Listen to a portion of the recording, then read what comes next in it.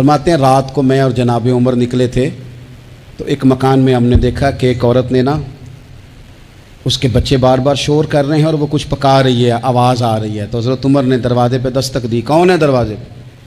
کہا میں ایک غلام ہوں۔ حضرت عمر کہتے ہیں غلام ہوں، بہن کیا مسئلہ ہے، بچے کیوں رو رہے ہیں؟ تو بی بی کہنے لگی تمہیں کیوں بتاؤں، جاؤ نا اپنا کام کرو۔ حضرت عمر نے اصرار کیا تو تلخ لہجے میں، اس تلخ لہجے میں بی بی کہنے لگی دعا کرو اللہ میرے اور عمر کے درمیان قیامت میں فیصلہ کرے۔ کیسا حکمران ہے کہ اس کی حکومت میں میرے بچے بھوکے سوتے ہیں؟ یہ میں نے پانی میں روڑے ڈال کے چڑھائے ہیں، لیکن یہ پیٹ کی بھوک یہ بڑی ڈاڈھی ہوتی ہے، یہ نیند بھی نہیں آنے دیتی۔ خیال تھا رو دو کہ سو جائیں گے، پر سو بھی نہیں رہے۔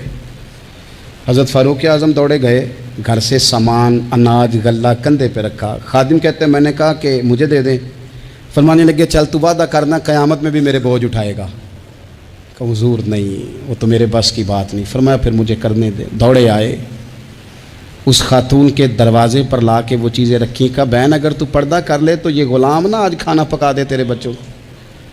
پھر وہ گھی چڑھا کے چینی ڈال کے کچھ سامان پکتا تھا وہ کھانا پکایا۔ غلام کہتے ہیں جب پھونکے مارتے تھے تو داڑھی سے دھواں نکلتا تھا، آگ جلاتے تھے دھواں نکلتا، پھر کھانا پکایا، پھر ان بچوں کو کھلایا۔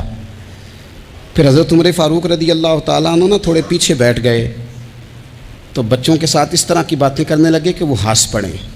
جناب اسلم کہتے ہیں بچے اس بیوہ کے ہنستے تھے، بچے ہنستے تھے اور عمر روتے تھے۔ جب وہ ہنستے تھے تو فاروق روتے تھے۔ پھر وہ بچے آہستہ آہستہ لیٹنے لگے، اور جب وہ سونے کی طرف بڑھنے لگے تو حضرت عمر کہنے لگے بہن میں جاؤں؟ کہنے لگی رب تیرا بھلا کرے، میرا کلیجہ پھٹ جاتا اگر میرے بچوں کو آج شام بھی روٹی نہ ملتی۔ تو سیدنا فاروق اعظم رضی اللہ تعالیٰ عنہ کہنے لگے پھر تو میرے لیے دعا کرے گی؟ کہنے لگی میں دعا کرتی ہوں اللہ عمر کی جگہ تیرے جیسا کو نیک آدمی بٹھا دے۔ تو حضرت عمر کہنے لگے ایک چھوٹی سی گزارش بھی مان لو گی؟ کا کیا؟